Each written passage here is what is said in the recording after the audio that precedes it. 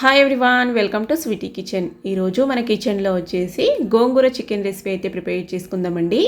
ఈ గోంగూర chicken recipe అయితే డెలిషియస్గా taste అయితే సూపర్ ఉంటుంది.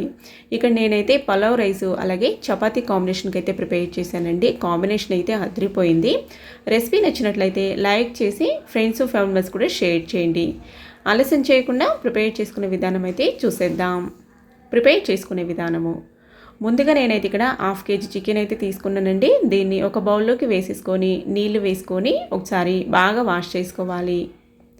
ఈ విధంగా వాటర్ కనుక మరి ఎక్కువ గలీజ్ వస్తే ఒక 2-3 సార్లు బాగా వాష్ చేసుకొని ఇప్పుడు అందులోకి మ్యాగ్నేట్ చేసుకోవడానికి పెరుగు వేసుకోవాలి. 1/2 కప్పు పెరుగు వేసుకున్నాను నేను ఇక్కడ. టేస్ట్కి సరిపడా సాల్ట్, రెడ్ చిల్లీ పౌడర్ కొద్దిగా ఎక్కువ పడుతుందండి. గోంగూర కాంబినేషన్తో ప్రిపేర్ చేస్తున్నాం కాబట్టి.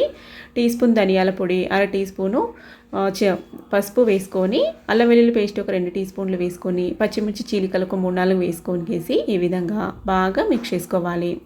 ఈ మసాలాలు మొత్తానికి చికెన్కి బాగా పట్టించుకోవాలండి.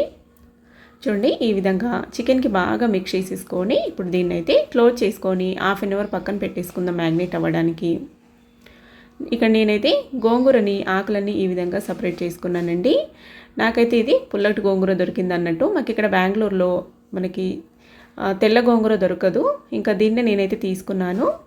ఎక్కువ క్వాంటిటీ తీసుకుంటే మరి ఎక్కువ పులుపు వచ్చేస్తుందండి. కొద్దిగా తక్కువ క్వాంటిటీ తీసుకోవాలి. పుల్లటి గోంగూర అయితే నీట్గా వాష్ చేసుకొని కడాయిలోకి వేసేసుకొని 1 టేబుల్ స్పూన్ నూనె కూడా వేసుకొని ఈ గోంగూరని ఒకసారి ఈ విధంగా ఆయిల్ బాగా పట్టేలాగా మిక్స్ చేసుకొని మూత క్లోజ్ చేసుకొని సాఫ్ట్గా మగ్గించుకుందాం.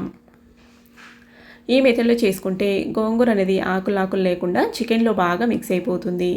చూడండి, ఈ విధంగా గోంగూర సాఫ్ట్గా మగ్గిన తర్వాత స్పూన్తో ఒకసారి ఈ విధంగా బాగా స్మాష్ చేసుకున్నామంటే మనకి ఆకులు లేకుండా ఉంటుంది. ఇప్పుడు దీన్నైతే స్టవ్ ఆఫ్ చేసేసి పక్కన పెట్టేసుకుందాం. ఇప్పుడు ఇంకొక కడాయి పెట్టేసుకుందాం. చికెన్కి ప్రిపేర్ చేసుకోవడానికి వీలుండే కడాయి పెట్టుకొని ఇప్పుడు అందులోకి ఆయిల్ వేసేసుకుందాం. నేను ఇక్కడ చికెన్ మ్యాగ్నేట్ చేసుకున్నప్పుడు ఆయిల్ వేయలేదు కాబట్టి ఇక్కడ కొద్దిగా ఆయిల్ 2 టేబుల్ స్పూన్లు అయితే వేసుకుంటున్నానండి. ఇందులోనే సన్నగా చాప్ చేసుకున్న ఉల్లిపాయ చీలికలు అయితే వేసేసుకుందాం. ఈ ఉల్లిపాయ చీలికలు కొద్దిగా కలర్ చేంజ్ అయ్యేంత వరకు ఫ్రై చేసుకోవాలి. చూడండి, ఈ విధంగా కొద్దిగా లైట్గా కలర్ చేంజ్ అయినాయి కదా. ఇప్పుడు ఇందులోకి కొత్తిమీర, పుదీనా తురుము అయితే వేసుకుంటున్నాను నేను ఇక్కడ. ఇది తర్వాత వేసుకుంటే మనకి ఆకులుగా ఉంటుందండి. ఈ విధంగా ఆయిల్లో వేసుకొని మగ్గించుకున్నామంటే మనకి చికెన్లో అనేది ఈవెన్గా మిక్స్ అయిపోతుంది. చూడండి, ఈ విధంగా మనకి హెల్త్కి మంచిది కాబట్టి నేను కొద్దిగా ఎక్కువ క్వాంటిటీ వేసుకుంటున్నా. మీకు నచ్చితే వేసుకోవచ్చు, లేకపోతే లేదన్నట్టు. ఈ విధంగా ఆయిల్లో బాగా మగ్గిన తర్వాత మ్యాగ్నేట్ చేసి పెట్టుకున్న ఈ చికెన్ అయితే వేసేసుకుందాం. ఇప్పుడు చికెన్ని ఈ ఉల్లిపాయ పోపులో బాగా మిక్స్ అయ్యేలాగా మిక్స్ చేసేసుకోవాలి. చూడండి, ఈ విధంగా బాగా మిక్స్ చేసుకొని మూత క్లోజ్ చేసుకొని మగ్గించుకుందాం. చికెన్లో ఉండే వాటర్ అన్నీ సపరేట్ అయ్యి చికెన్ ముక్క బాగా సాఫ్ట్గా మగ్గేంత వరకు మగ్గించుకోవాలి. చూడండి, చికెన్ అనేది 70% మగ్గింది. ఇప్పుడు ఇందులోకి మనము ముందుగా మగ్గించి పెట్టుకున్న గోంగూర పేస్ట్ అయితే వేసేసుకోవాలి. ఇప్పుడు ఈ గోంగూర అనేది చికెన్లోకి బాగా మిక్స్ అయ్యేలాగా మిక్స్ చేసుకోవాలి. చూడండి, ఈ విధంగా చికెన్లో అనేది ఇది బాగా మిక్స్ అయిపోవాలి. ఇప్పుడు నేను ఇక్కడ ఇందులోకి కొద్దిగా మాకి గ్రేవీకి సరిపడా కొన్ని వాటర్ అయితే వేస్తున్నానండి.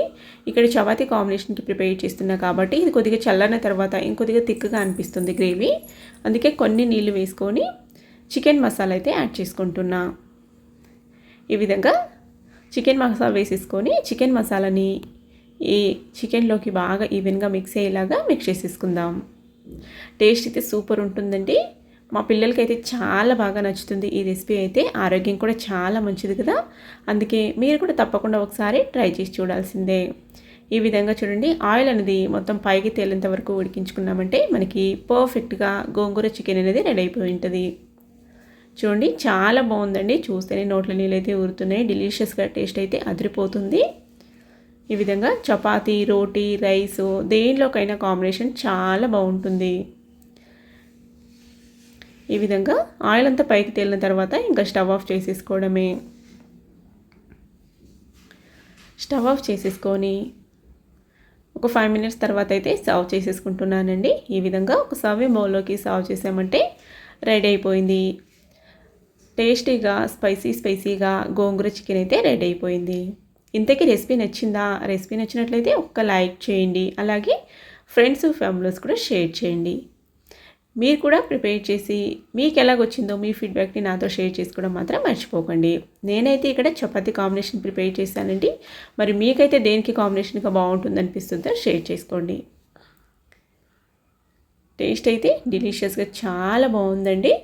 Thank you for watching. Bye.